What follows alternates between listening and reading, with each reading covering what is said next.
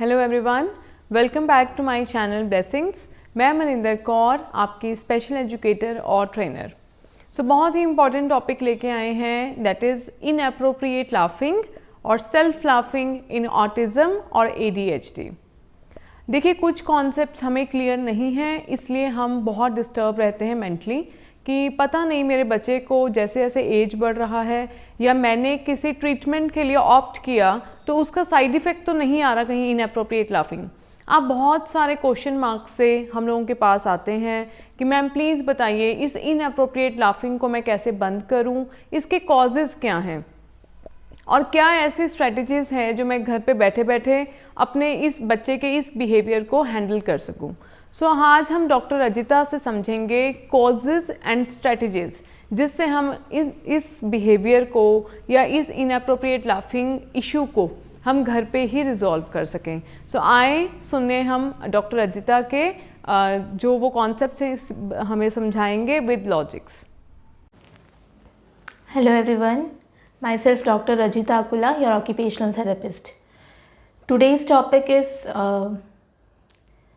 inappropriate laughing या self laughing which is present in autism and ADHD as well. So ये क्यों होता है, causes of this inappropriate laughing and strategies, how to solve it. Today we will know about that. So first of all we need to know the causes. Okay, बच्चा बैठा है, अचानक उसने हंसना स्टार्ट कर दिया. ओके, सो कॉजेज डिफरेंट सिचुएशंस में different types के हो सकते हैं. For example, first attention seeking, this is a behavioural cause. Okay, attention seeking कैसे, तो सपोज आप किसी और से बात कर रहे हो तो आपका अटेंशन ड्रॉ करने के लिए child will laugh out loudly. Okay, so this is behavior. Okay, this is attention seeking.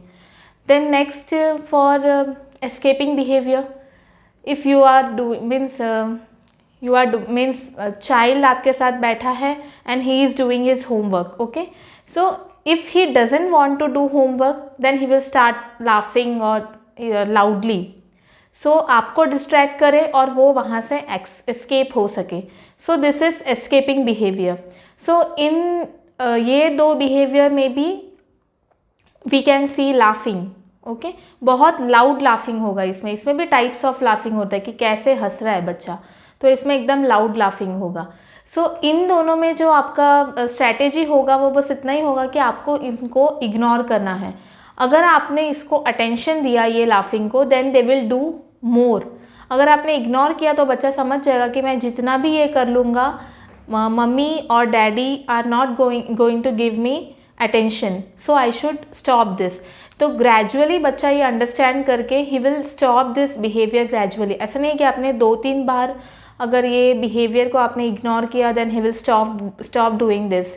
It's not like that. Gradually they will stop. Okay, and next हो सकता है कि something is going on in their back of mind. Okay, जो पहले हो चुका है वो सिचुएशन को याद करके वो लोग हंस रहे होंगे. जो पहले हो चुका है या तो पहले कुछ उन्होंने देखा होगा इसलिए वो याद आ रहा है उनको इसलिए हंस रहे होंगे. क्योंकि इनमें क्या होता है ना, लेट प्रोसेसिंग होता है कभी कभी. उस वजह से भी जो पहले हो चुका होता है वो उनके माइंड में जब चल रहा होता है ना, then they start laughing. But वो सिचुएशन हमारे लिए इनअप्रोप्रिएट है, राइट? हम कोई तभी हंस नहीं रहे, he will be laughing, we don't know what's going on their mind. Okay, so in that situation also they start laughing. And next can be internal stimulation because gut problems होते हैं autism में and ADHD as well. तो गट problem की वजह से हमें भी कभी कभी ऐसा लगता है कि हंगर की वजह से या जिसकी वजह से पेट में से कुछ अलग टाइप की आवाज़ आती है, राइट? ऐसे आवाज़ें आती होंगी उनके पेट में, या तो एसिडिटी की वजह से जो सेंसेशन उनको स्टमक में से मिल रही होती है ना, तो वो जैसे बटरफ्लाइज उड़ रहे होते हैं पेट में. ओके, वैसा वाला feeling means I am trying to make you understand this. वैसा जब फीलिंग होता है या पेट उनको दुख रहा होता है, या कुछ मतलब गड़बड़ होती है स्टमक में, तो इन सारे स्टिमुलेशन उनको they cause them to laugh. Okay, तो ये सब की वजह से भी लाफिंग हो सकती है, बिकॉज उनके गट प्रॉब्लम्स बहुत सारे होते हैं ऑटिज़म में भी एंड ADHD में भी, तो because of that also they laugh. ये एक रीज़न हो गया। और दूसरा रीज़न हो सकता है कि स्यूडोबल्बर अफेक्ट। ये स्यूडोबल्बर अफेक्ट जब when nervous system is not proper, the wiring of the nervous system is not proper, this happens। अगर ब्रेन सर में चोट लग जाती है, ऐसे कोई कंडीशंस में भी ये देखा जाता है एंड ऑटिज्म में भी ये देखा जाता है। स्यूडोबल्बर अफेक्ट मीन्स क्या होता है कि हमारा जो बल्बर रीजन है ब्रेन में, ये जो पीछे साइड का रीजन है, that is responsible for emotions. Okay, so ये अगर अच्छे से डेवलप्ड है तो जो इमोशंस हैं और एक्सप्रेशंस हैं उन दोनों के बीच में सही ट्रैक होता है। जो इमोशन है वही एक्सप्रेशन है। ओके, लेकिन जो स्यूडोबल्बर जब अफेक्ट होता है तो क्या होता है ना कि इमोशन और एक्सप्रेशन के बीच में कुछ लेना देना नहीं होता है। इमोशन कुछ और है बच्चे का और वो एक्सप्रेस कुछ और कर रहा है। ठीक है, तो इसका कॉज यही है कि हमें ब्रेन डेवलपमेंट पे वर्क करना होगा, अंडरस्टैंडिंग पे वर्क करना होगा। जैसे जैसे बच्चे की अंडरस्टैंडिंग बढ़ती जाएगी वैसे वैसे उसका ये सारे जो बिहेवियर्स है सेल्फ लाफिंग के, वो जो भी कर रहा है वो उसका इम्प्रूव होते जाएगा। जैसे जैसे कनेक्शंस अच्छे से बनती जाएगी ब्रेन में, मैंने प्रिमिटिव रिफ्लेक्सेस में भी आपको कनेक्शंस के बारे में बताया था, तो वैसे कनेक्शंस जैसे अच्छे से बनती जाएगी ना ब्रेन में, दिस स्यूडोबल्बर इफेक्ट भी कम होते जाएगा। और ये जैसे जैसे कम होते जाएगा दे विल, जो कनेक्शन है एक्सप्रेशन और फीलिंग के बीच में वो अच्छी बनती जाएगी एंड जो वो लोग फील कर रहे हैं वही वो लोग एक्सप्रेस करना स्टार्ट करेंगे। तो जैसे जैसे एज भी उनकी बढ़ती जाएगी ना, इसमें आपको बहुत इम्प्रूवमेंट भी देखने को मिलेगा। राइट, सो एक मैंने बताया आपको गट प्रॉब्लम्स की वजह से। सो गट प्रॉब्लम्स की वजह से जो ये लाफिंग होता है ना, तो उसमें देयर इज़ बहुत लेना देना है गट प्रॉब्लम्स और ब्रेन को। Brain is very much related to our intestine, क्योंकि इंटेस्टाइन में बहुत सारे ऐसे बैक्टीरिया, गुड बैक्टीरिया हमारे में ग्रो होते हैं। वो लेकिन सब कुछ एक लेवल में अच्छा है। ठीक है, उससे ज़्यादा हो या कम हो तो भी प्रॉब्लम होता है। ओके, तो इन बैक्टीरिया की वजह से different types of hormones, different types of chemicals release होता है which are helping in the this brain functioning. Okay, brain functioning में वो लोग हेल्प करते। तो ऑटिज़म में क्या होता है कि लीकी गट बोला जाता है, जिसके वजह से क्या होता है ना, उनमें इन बच्चों में क्या होता है, जो बैक्टीरियल ग्रोथ होता है वो बहुत ज़्यादा होता है, जितना होना चाहिए उससे बहुत ज़्यादा हो जाए। तो उनका जो इंटेस्टिनल लाइनिंग होता है ना, वो क्या हो जाता है, इन्फ्लामेशन हो जाता है उसका, मतलब वो एकदम परमिएबल हो जाता है। हमारा इंटेस्टिनल लाइनिंग कैसा होता है ना, थोड़े मतलब जो न्यूट्रिएंट्स एसेंशियल है ब्रेन को उसको ही वो अलाउ करेगा, बाकी सारे पीछे रह जाते हैं, वो सब नहीं पास होते। जैसे हम लोग कहीं पे जाते तो हमारा टिकट होता है ना, जिसके पास टिकट होता है वही अंदर जा सकते हैं, जिसके पास नहीं होता है वो नहीं जा सकते। राइट, तो ब्रेन के पास भी ऐसा बैरियर होता है और इंटेस्टाइन के पास भी ऐसा होता है बैरियर, जिस वजह से वो क्या करता है, जो मतलब जो नीडेड है उसी को वो लोग अलाउ करते हैं, वही पास होते हैं। लेकिन ये बैक्टीरियल ओवर ग्रोथ होने की वजह से क्या होता है ना, ये जो मेम्ब्रेन है वो बहुत ज़्यादा परमेएबल हो जाता है, means which is not needed, okay, which are toxic, वो भी अंदर चले जाता है, जिसकी वजह से brain functioning is affected more, और जिसकी वजह से स्यूडोबल्बर इफेक्ट भी हमें देखने को मिलता है, और कनेक्शंस भी अच्छे से नहीं बनती हैं और फंक्शन भी ठीक से नहीं होता है। ओके, और हमारा अगर गट प्रॉब्लम्स है तो फिर एंग्जाइटी, डिप्रेशन, ये सब भी होने लगता है, नॉजिया, ऐसे सब भी फीलिंग्स भी आने लगती है। जैसे हम नॉर्मल में बात कर रही हूँ मैं, तो वैसे गट प्रॉब्लम्स की वजह से उनमें ब्रेन में मतलब ब्रेन फंक्शनिंग में उनका देखा जाता है। तो गट प्रॉब्लम्स एक बार अच्छे से हम लोग ने सॉल्व कर लिया, गट पे हमने ध्यान दिया ना, तो ब्रेन ऑटोमेटिकली अच्छे से फंक्शन करने लगेगा। ओके, सो जो इसलिए बोलते हैं कि GFCF डाइट दो, gluten free and casein free diet. तो ग्लूटेन क्यों मना किया जाता है इसका मैं अभी रीज़न बताती हूँ आपको। ग्लूटेन जो है वो हमारे बॉडी में जाके ज़्यूनोलिन करके एक प्रोटीन प्रोड्यूस करता है। तो this protein is responsible for the growth of bacteria, but what happens in autism कि उनमें पहले से ही ओवर ग्रोथ होती है। तो ये ज़्यूनोलिन के बनने से इस बैक्टीरिया का ग्रोथ और बहुत ज़्यादा हो जाता है। ओके, सो उस वजह से क्या होता था ना, उस जो इंटेस्टिनल लाइनिंग है हमारे स्टमक में, उसका जो परमिएबिलिटी है it will increase more and more, so it will allow all the toxic substances in the intestine to pass and they will reach brain. So this cause the dysfunctioning in brain. तो इसलिए हमें इतने सारे issues देखने को मिलते हैं, right. तो अगर आपने ज़्यूनोलिन casein free gluten free diet दिया तो जो बैक्टीरियल ग्रोथ है वो उसको हम लोग वहाँ पे रेस्ट्रिक्ट कर रहे हैं, उससे ज़्यादा बढ़ने नहीं दे रहे। तो जो वैसे अपने आप जो इंटेस्टिनल लाइनिंग है वो हील होते जाएगी एंड वो टॉक्सिन्स को अलाउ नहीं करेगा ब्रेन तक जाने को। तो ऐसे ऐसे आपको जो ब्रेन फंक्शनिंग है उसमें इम्प्रूवमेंट दिखेगी, बच्चे की अंडरस्टैंडिंग बढ़ेगी क्योंकि कनेक्शंस अच्छे से बढ़ने लगेंगे ब्रेन में। ओके, स्यूडोबल्बर इफेक्ट भी ठीक होने लगेगा। So this is why you need to follow GFCF diet, ज़रूरी होता है, ठीक है। केसिन इज मतलब बहुत सारे बच्चों को सूट नहीं करता है, therefore casein and gluten free diet, और वो जल्दी डाइजेस्ट भी नहीं होती है, इसलिए casein free and gluten free diet is important. Okay, और ओमेगा 3 फैटी एसिड्स भी आप ले सकते हो for the development of the brain. Brain के ज़्यादातर cells are made up of omega 3 fatty acids, that's why it is advisable to take it, ठीक है।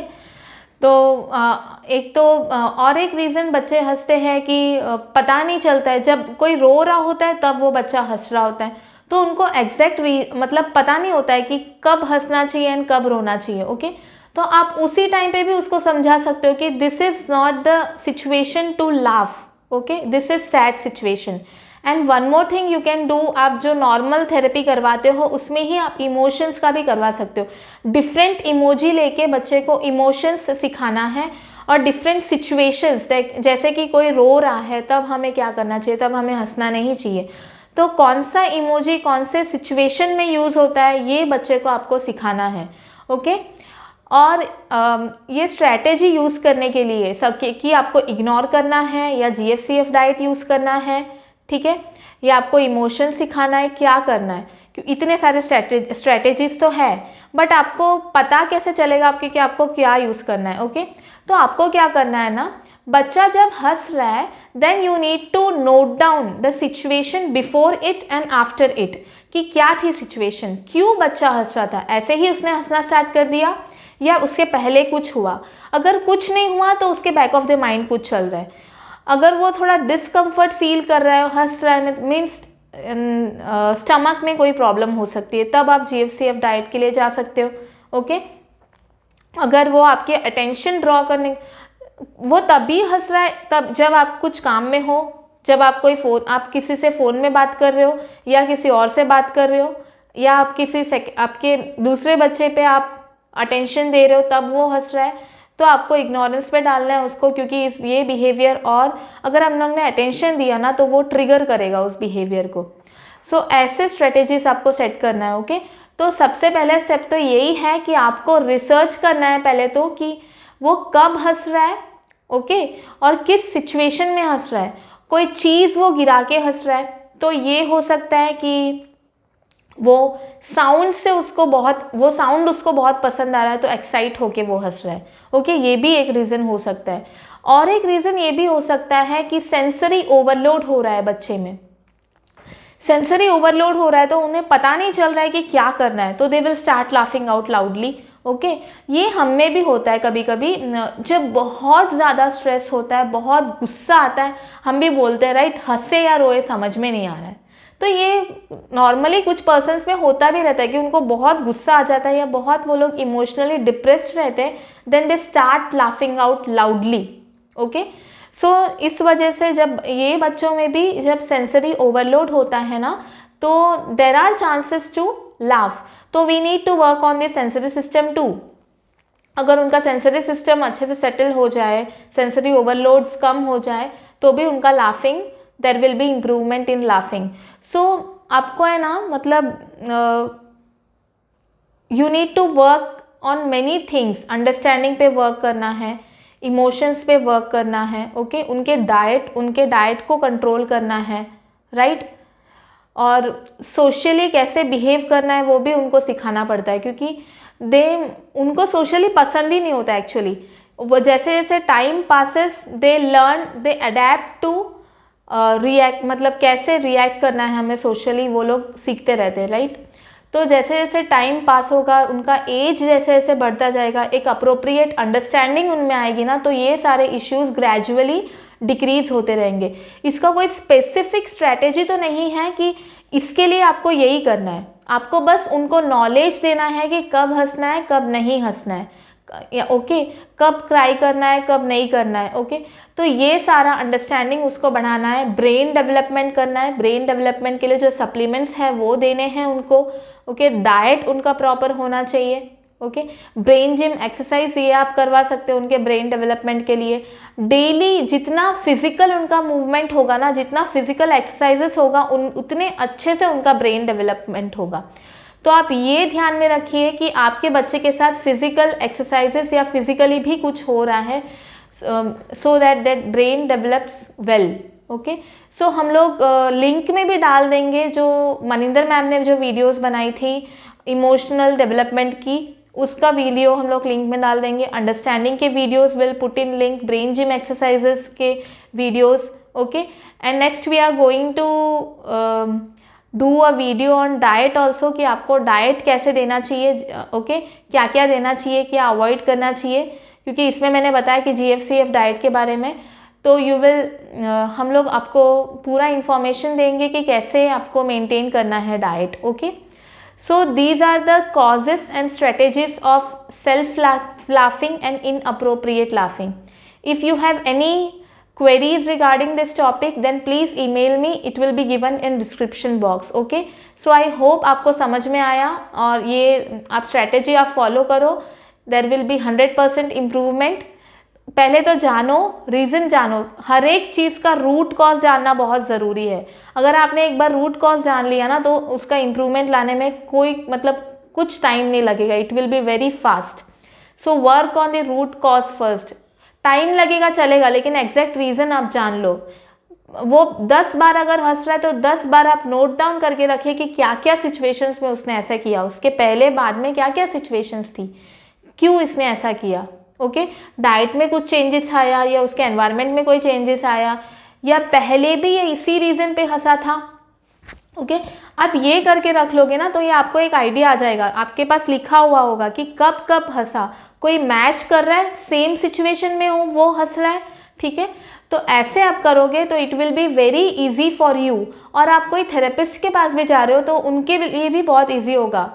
आपका जो प्लान होगा ना, वो मतलब बहुत अच्छे से अप्रोप्रिएट प्लान वो लोग देंगे, क्योंकि आपने बहुत अच्छे से लिस्ट आउट किया है कि आपका बच्चा कौन से सिचुएशन में क्या कर रहा है, okay.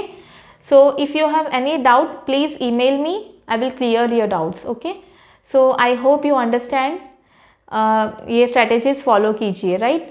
And understand your child well. Happy parenting. Thank you. So much parents. इस चैनल के थ्रू हम लोगों की कोशिश यही रहती है कि आप लोगों का हम बेटर अंडरस्टैंडिंग कर सकें अपने बच्चों को लेके, ताकि आपको ना समटाइम्स क्या होता है कि अगर हमें प्रॉब्लम का अंडरस्टैंडिंग हो जाए ना, तो प्रॉब्लम बहुत छोटी सी लगती है. अगर हमें अपने बच्चे का समझ में ही नहीं आ रहा, वो कॉर्नर्स में देख रहा है, वो बैठा बैठा हंस रहा है, तो हमें लगता है कि प्रॉब्लम बहुत बड़ी है, जबकि उसका सॉल्यूशन बहुत छोटे छोटे हैं. क्योंकि हम लोग भी कोई ऐसा एपरेटस यूज़ नहीं करते हैं कि बच्चे का ये बिहेवियर आ रहा है तो हमें क्या सॉल्यूशन, मतलब कौन सा टूल हमें अप्लाई करना है. There is no tool. The only thing you need to understand is strategies, है ना, जो आप घर बैठे बैठे भी अपने बच्चों के साथ अप्लाई करेंगे तो आपको रिजल्ट्स मिलेंगे. सो पेरेंट्स, यही कोशिश रहेगी हमेशा कि इस चैनल के थ्रू आपके बच्चों को हम आप लोगों को इतना ट्रेन करें कि आप अपने बच्चों को घर बैठे बैठे भी आप अच्छे लेवल तक लेके जा सकें. So thank you so much. keep sharing our videos and subscribe our channel. Thank you.